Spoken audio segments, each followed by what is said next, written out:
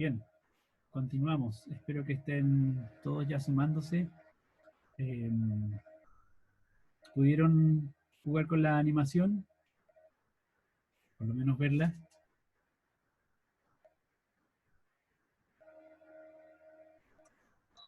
La verdad que se pudo ver, profe, pero jugar no mucho porque pedía ingreso y costaba un poquito. Igual estamos intentando entrar. No sé si alguien habrá entrado. A mí no me pedía registrarme, pude jugar. Y a mí tampoco jugué harto. Ah, ya. ¿Y alguna pregunta o comentario sobre la animación? Y a propósito de la inercia. Yo quería preguntarle si lo del helio que había preguntado usted. Ya. ¿Tiene alguna Eh, hipótesis? sí, mi hipótesis es que cambia su fuerza neta hacia arriba. Ya. Los otros dos objetos tienen la gravedad, o sea, la fuerza neta hacia abajo, que es la gravedad, Ajá. pero el helio al elevarse cambia como que se da vuelta por así decirlo, el gráfico de, por Sí. ejemplo, la fuerza hacia abajo, y cuando el bus avanza va hacia el otro lado, pero es porque está como invertido, Sí, entiendo. va como que está elevándose el helio y Ujú. al cambiar eso cambia su dirección, a diferencia de los otros dos objetos que tienen la gravedad igual. De acuerdo, sí. Yo creo que, digamos, uno podría llegar a la conclusión de que el globo de helio se mueve en el sentido inverso al resto de los objetos, justamente porque hay una fuerza o un equilibrio de fuerzas que es distinto al resto de los objetos. Ahora, en términos de inercia, o en términos de, claro, de la primera ley del movimiento, de la ley de inercia, uno podría hacer una explicación del fenómeno del movimiento del globo de helio sin apelar todavía a la noción de fuerza. Eh, y hay que pensar en ese caso en por qué el globo está flotando y dónde está flotando, digamos, en este caso el globo de helio. Porque asumimos que ese globo está allí justamente flotando en algún medio debido a que está lleno de helio. Por lo menos eso es lo que indican las letras. Entonces, antes de que yo les dé mi respuesta, los invito a pensar qué más hay dentro de la micro, dentro del bus, que también se está moviendo, que también está experimentando inercia.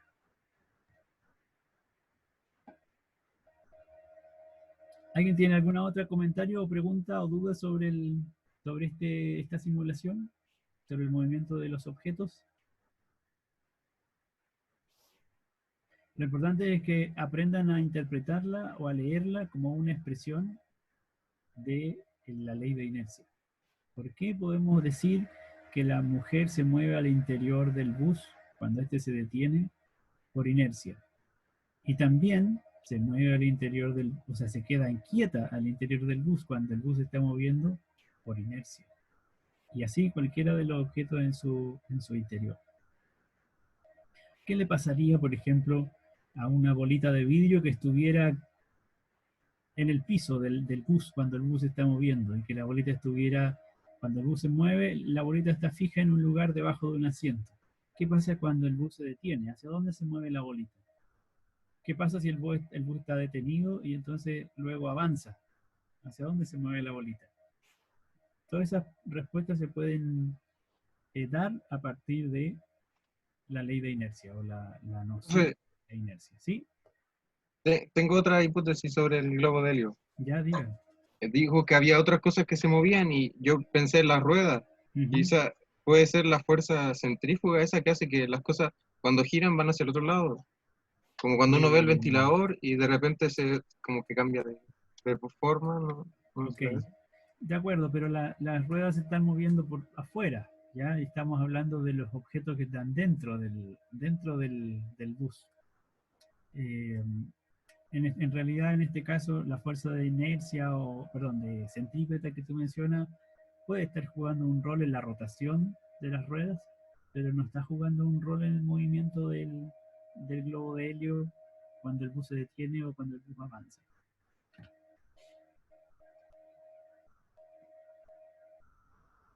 Bueno, les dejo esa inquietud para que reflexionen al respecto. ¿Cuántos hay que se pudieron conectar? ¿No puedo ver en este minuto? Un par de compañeros no volvieron.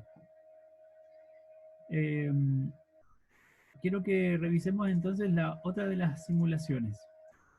En este caso, una relativamente más sencilla, que es la que corresponde a la tercera ley de Newton. No sé qué hacer. Ahora sí.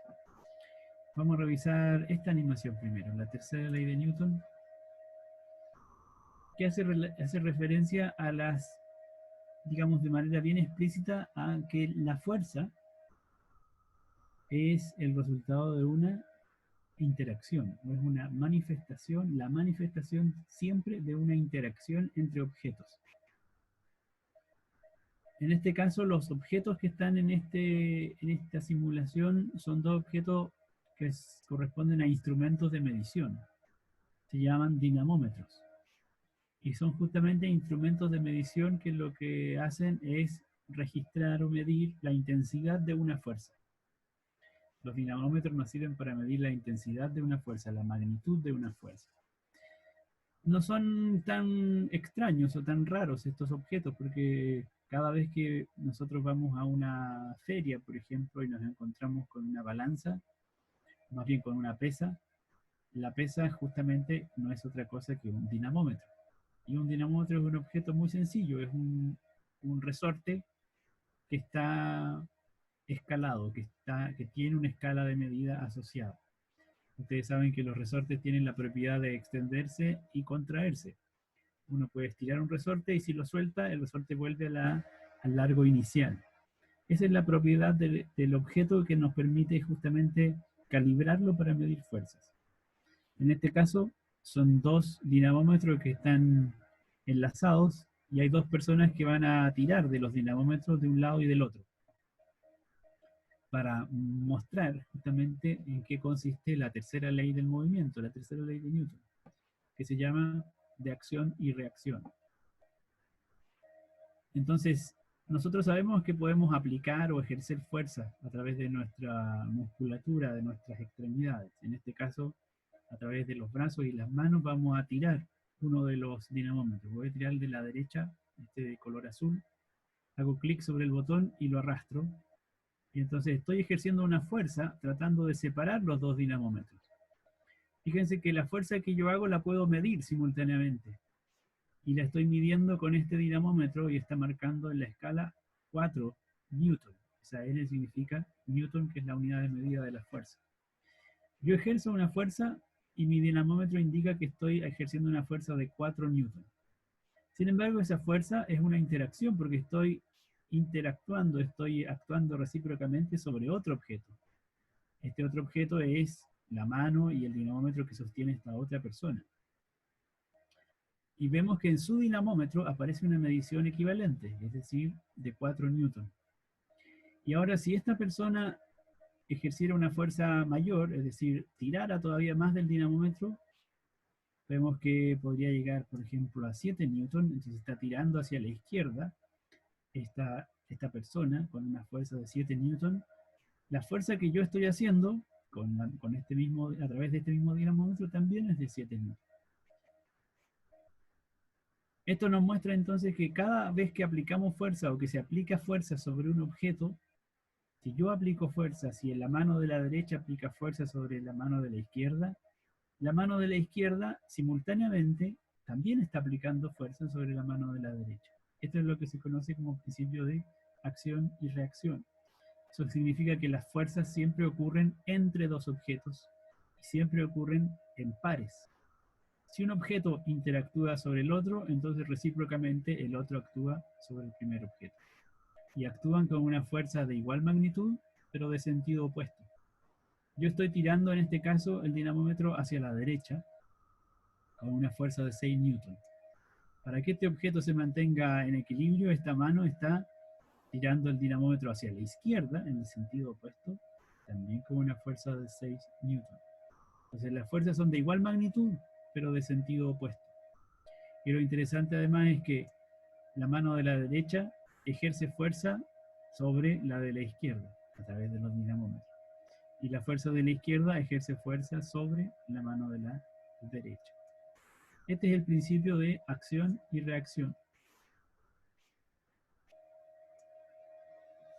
Una manera más brutal, menos didáctica de reconocer la acción de este principio es, por ejemplo, cuando golpeamos un objeto o golpeamos una pared.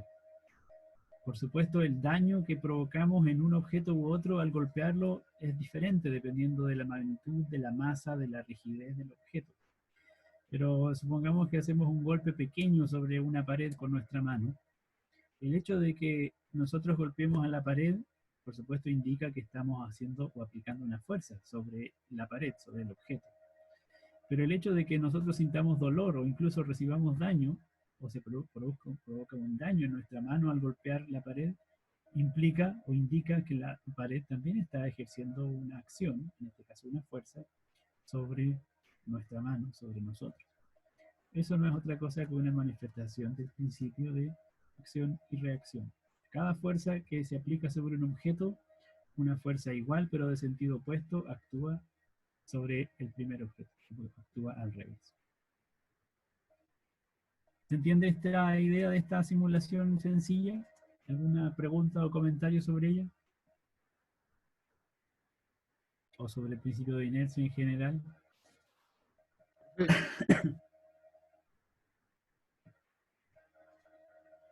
Profe, eso implicaría que los vectores tienen fuerza opuesta y el elemento que estaría justo al centro estaría en reposo, ¿no?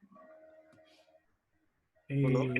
Efectivamente, las fuerzas podrían quedar representadas como vectores, para verlo en sencillo, como flechas, que estarían apuntando en sentidos distintos. Una flecha apunta hacia la derecha, la otra flecha apunta hacia la izquierda. Y son fuerzas que están en equilibrio, porque son iguales y opuestas. Entonces el objeto, al estar sometido a fuerzas que están en equilibrio, el objeto mismo, en este caso los dos dinamómetros, estarían en una situación de reposo o de movimiento uniforme. Eso justamente por lo que plantea la primera ley de Newton. Cuando sobre un objeto la fuerza que actúa, la fuerza total que actúa es nula, entonces el objeto se mantiene en reposo o en movimiento uniforme. En este caso, las fuerzas totales que actúan sobre los dos dinamómetros son nulas, porque actúan en sentido opuesto y son iguales. Por lo tanto, sobre el objeto actúa una fuerza total cero, nula. Es decir, los dinamómetros se encuentran en reposo o bien con movimiento uniforme. Esa es una combinación de primera ley de Newton y tercera ley de Newton. ¿Alguna pregunta sobre el principio de acción y reacción?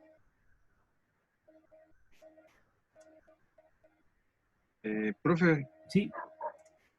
Si supera los 10 newton de un solo lado de la mano, ya después la otra mano tendría que moverse, ¿o no? Ah, buena observación.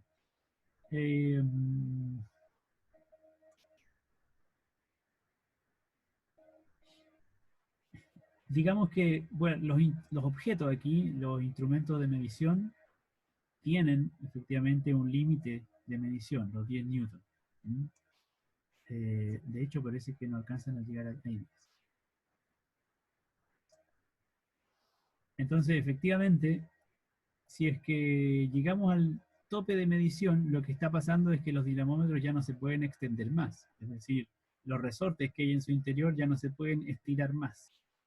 Si es que el resorte no se puede estirar más, entonces el objeto, el dinamómetro completo, ya no se está comportando como un resorte, se está comportando como si fuera un objeto rígido. Entonces, si yo tiro este dinamómetro, lo tiro más, ya no se va a extender ni a comprimir, y este tampoco se va a extender ni a comprimir, simplemente se va a mover como un objeto. Así es que, si tiramos y mantenemos el equilibrio de fuerzas, entonces efectivamente se mueven, en esta simulación, se mueven las dos manos. Pero eventualmente el personaje de la derecha puede aplicar una fuerza mayor, digamos, y entonces resistir la fuerza que hace esta persona desde la izquierda y mantenerse quietos, ambos. Pero si esta persona de la derecha está resistiendo con una fuerza mayor, no importa que el dinamómetro no la mida, porque el dinamómetro ya no se está comportando como dinamómetro, se comportaría como un objeto rígido, como un palo, por ejemplo. Entonces la persona de la derecha hace más fuerza que 10 newton, hace 15 newton, o hace 20 newton de fuerza sobre este objeto, tirando a la persona de la izquierda. La persona de la izquierda, para mantener la situación de equilibrio, de todos modos tendría que hacer 15 newton o 20 newton, tal cual la misma fuerza que hace la persona de la derecha. Si es que en algún momento la persona, por alguna razón, hace menos fuerza, es decir, pierde equilibrio, por ejemplo, entonces la fuerza de la derecha va a cambiar la posición, va a cambiar el movimiento de la persona de la izquierda. La va a sacar de su posición. Le va probablemente a botar hacia adelante, le va a imprimir velocidad, etc.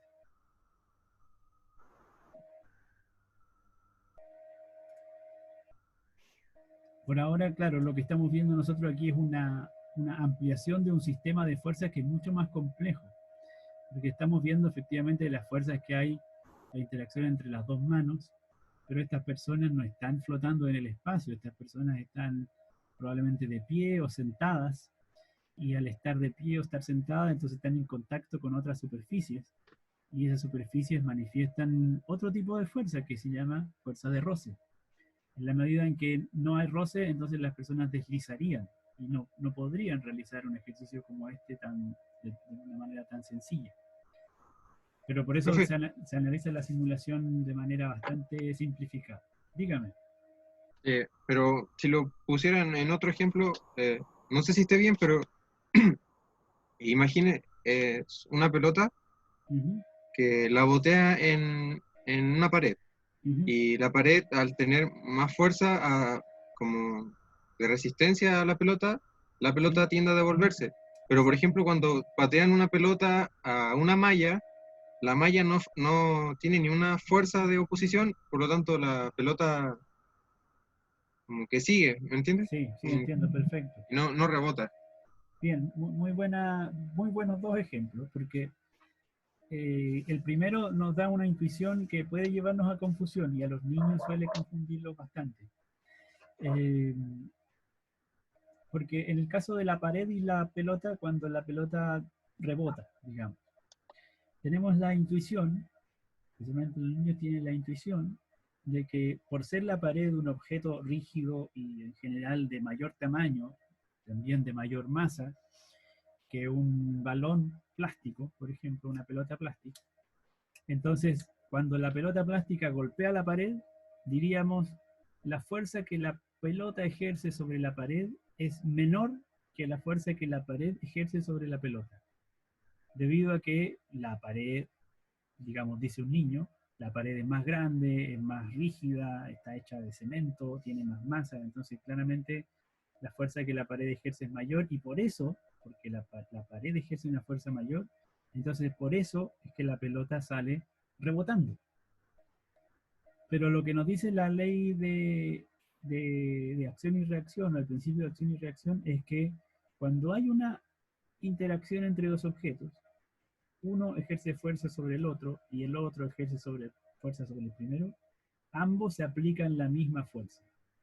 Entonces, la fuerza que la pelota ejerce sobre la pared es la misma que la pared ejerce sobre la pelota, de la misma magnitud. No hay una mayor que la otra. Lo que sí cambia, efectivamente, es la masa de los objetos. Entonces, como la masa de la pelota es mucho menor que la masa de la pared, entonces el cambio del movimiento se observa en la pelota, pero no se observa en la pared. Lo mismo que si golpeamos la pared con un puño con toda nuestra fuerza, nuestra mano va a quedar destrozada, probablemente fracturada o quebrada, producto de la fuerza que la pared aplica sobre nuestra mano. Pero la fuerza que la pared aplica sobre nuestra mano no es otra cosa que la reacción a la fuerza que nosotros aplicamos sobre la pared cuando la golpeamos. La misma magnitud, ¿ya? Un ejemplo un poco menos, bueno, igualmente dramático, pero un poco menos, eh, más observable. Cuando colisiona un camión con un auto de menor tamaño, en la colisión, en el choque, se aplica una fuerza de acción y una fuerza de reacción. Los dos objetos interactúan entre sí, por lo tanto, el auto golpea al camión, el camión golpea al auto. Esa interacción es una colisión simultánea, por lo tanto, es una fuerza de acción y reacción. Tiene la misma magnitud la que el auto ejerce sobre el camión que la que el camión ejerce sobre el auto. Pero sabemos que en general, en ese tipo de colisión, el auto sale mucho más dañado que el camión. Eso se puede explicar porque la masa del auto es mucho menor, la estructura del auto es menos rígida probablemente también que la del camión. Como el camión tiene más masa, entonces provoca un mayor cambio en el caso del vehículo pequeño que en comparación con los daños que se le puede provocar al camión. A pesar de que la fuerza con la cual colisionan es la misma para ambos. Y en el otro ejemplo que plantea Jorge, que es bien interesante, es el de el balón de fútbol que colisiona con las mallas de un arco. En ese caso, a diferencia de la pared, no tenemos una pared de mucha masa, justamente, como sería una pared de cemento o de hormigón, sino que tenemos una red bastante liviana, entre comillas, y además muy flexible, cuya forma puede cambiar fácilmente. Y observamos el mismo fenómeno, la pelota choca contra la malla, golpea la malla, es decir, aplica una fuerza sobre la malla. Y la malla ejerce también una fuerza sobre la pelota. Por el principio de acción y reacción, tiene que ser la misma fuerza. Solo que a diferencia del caso de la pared de hormigón, en este caso la mayor masa probablemente está en la pelota, en el balón, y no en la malla. Entonces el mayor cambio lo experimenta la malla. En este caso el cambio que experimenta la malla puede ser movimiento, porque de hecho la malla vibra, por una parte, y también puede ser un cambio de forma. Justamente las fuerzas se caracterizan porque provocan cambios en el movimiento, provocan cambios de forma, provocan deformación. ¿Se entiende?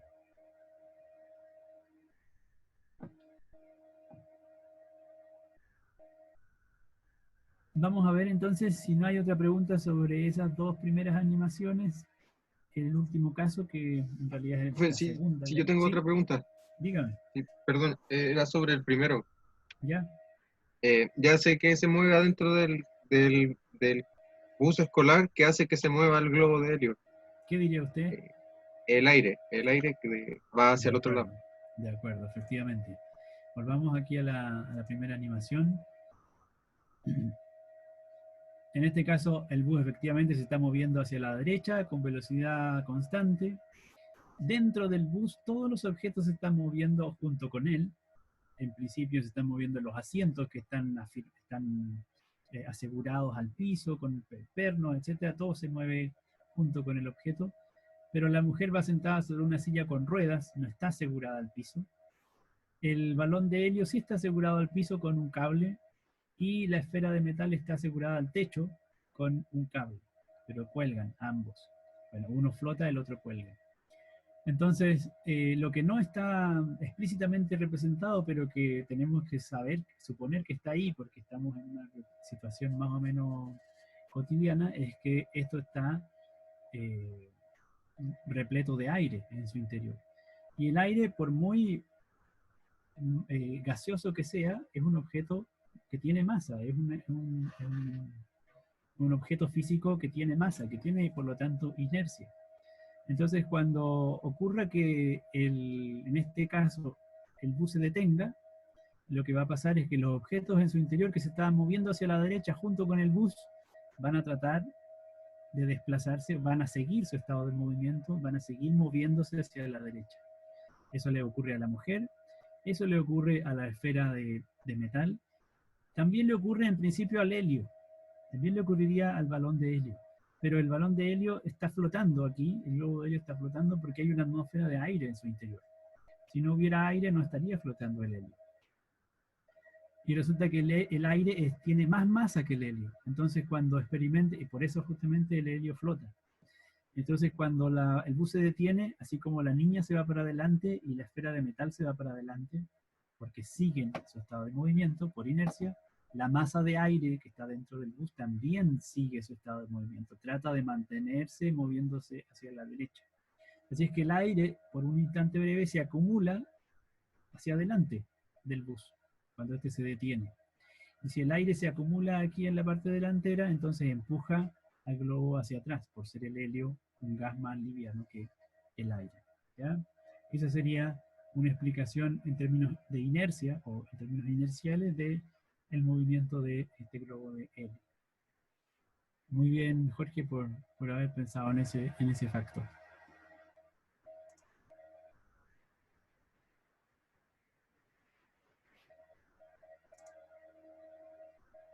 Para terminar entonces vamos a ver la animación de la segunda ley de Newton. El programa me avisa que nos quedan 10 minutos para terminar esta segunda sesión y con esto ya vamos a terminar la clase. Lo importante es que ustedes luego vuelvan a mirar las simulaciones y las analicen a la luz de las lecturas, ¿de acuerdo? Voy a ocultar por ahora esas ecuaciones que aparecían ahí. Aquí hay otro botón que muestra y oculta otras ecuaciones que no son necesarias por ahora. Bueno, nuevamente se trata de una situación de movimiento y de fuerza. Por supuesto, son dos conceptos muy relacionados, porque las fuerzas lo que hacen es cambiar el estado de movimiento de los objetos. Y el estado de movimiento de los objetos puede ser el reposo, puede ser el movimiento uniforme, es decir, con velocidad constante, en línea recta, o puede ser un movimiento en el cual la velocidad no es constante, un movimiento variable. Ese es un movimiento acelerado. Si es que el movimiento es uniforme, es decir, con velocidad constante, entonces sobre el objeto la fuerza total que actúa es nula. Si es que el objeto se mueve con velocidad variable, entonces hay una fuerza que está cambiando el movimiento del objeto, una fuerza que es diferente de cero.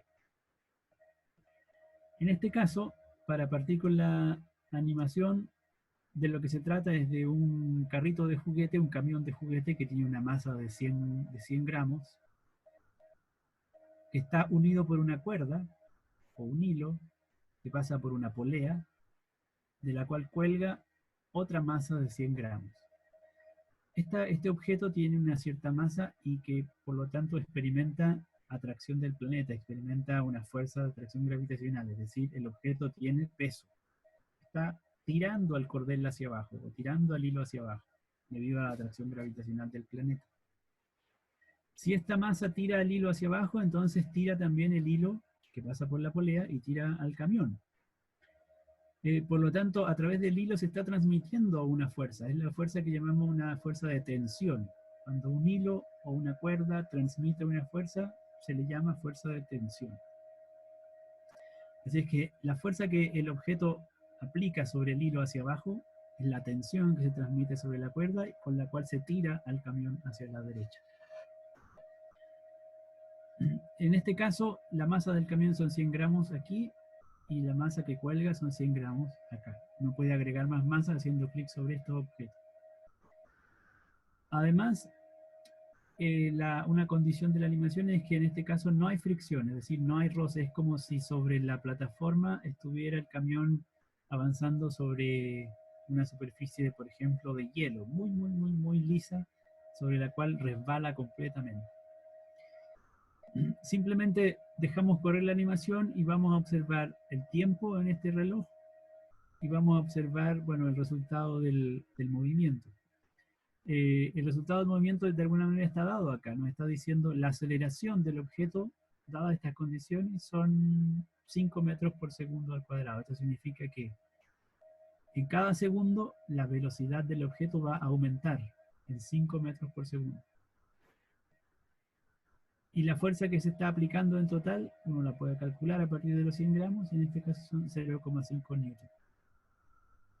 Entonces, lo dejamos correr y vemos que al caer, el camión cada vez anda más rápido, parte desde el reposo y su velocidad aumenta cada vez más.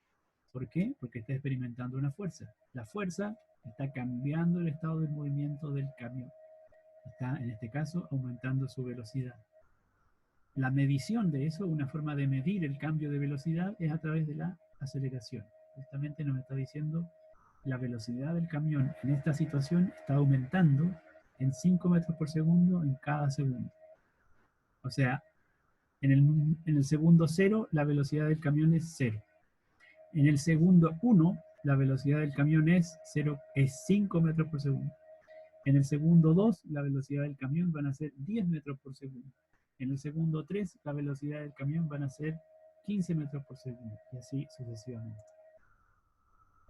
Y luego entonces uno puede comenzar a jugar con las masas. Y también con la presencia de fricción. Una situación más realista es el movimiento del objeto con fricción, porque en general en el mundo no hay superficies completamente planas.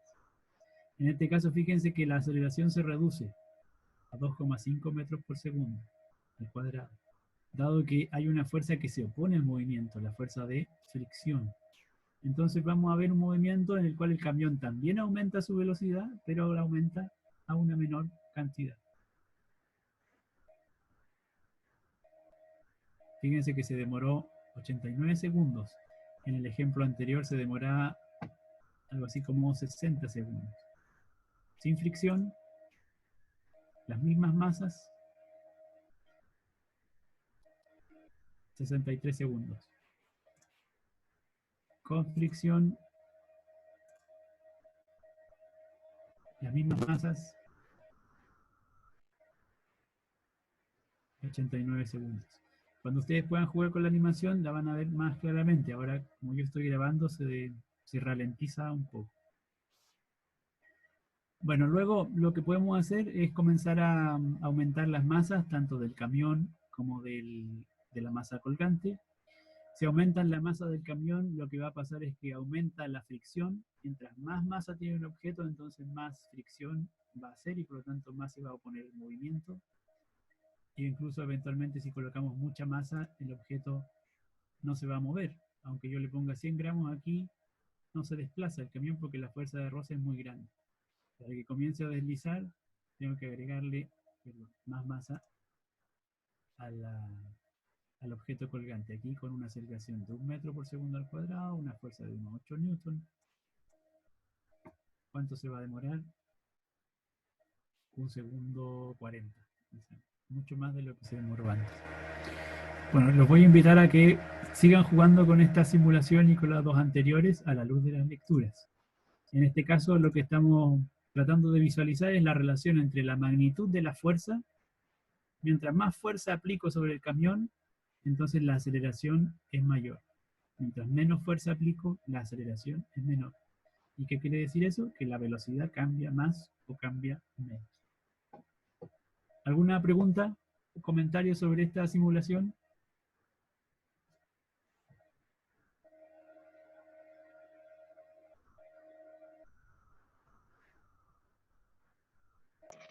Profe, pero estamos especificando solamente en la opción con fricción, ¿cierto? Porque, como decía, resistencia a la rodadura es cuando el camión hace su fuerza contraria al peso, ¿o no? La fuerza de... Claro, yo les sugiero solo quedarse con la fricción como un caso de análisis. Porque la fuerza de rodadura también, digamos, en el mundo real está ocurriendo fricción y está ocurriendo fuerza de rodadura. Sí, fuerza de rodadura o roce de rodadura. El roce de rodadura ocurre en el giro de las ruedas. Y también es una fuerza que se va a oponer al movimiento. En la fuerza de fricción es más bien el deslizamiento de las ruedas o el deslizamiento de cualquier superficie una sobre la otra. Si solo consideramos la fuerza de fricción, en el caso del camión, estamos en una situación aproximadamente ideal. Una situación un poco más realista es una situación con fuerza de rodadura. Pero la fuerza de rodadura tiene un tratamiento que es bastante más complejo, porque de hecho, digamos, si no hubiera fricción de rodadura, el camión no podría avanzar, porque no girarían las ruedas. Sí, pues. Pero no nos vamos a poner en esa situación porque, como les digo, es más compleja. Entonces solo nos quedamos con fricción y sin fricción para que puedan comparar esos dos casos. Profe, Dígame. después de la primera clase, ¿Sí? traté de entrar a la grabación de la semana pasada y te manda YouTube, efectivamente, pero dice que el video no está disponible para que lo revise para... Ah, ya. Lo voy a revisar. Muchachos, me quedan 30 segundos de esta grabación. Les dejé la publicación del taller para que trabajen en él. Los dejo que miren las simulaciones y cualquier duda o consulta la plantean a través de el correo o a través del foro que está habilitado allí en el aula. ¿De acuerdo? Ya vale, profe, gracias por todo. Me tengo que despedir, luego voy a publicar y voy a habilitar los videos en YouTube para que no queden ocultos, porque por ahora estaban privados, por eso no están pudiendo acceder. Vale, Gracias, profe. profe. Ya, Saludos a profe, todos. chao. Chao, Chao, chao. profe, gracias.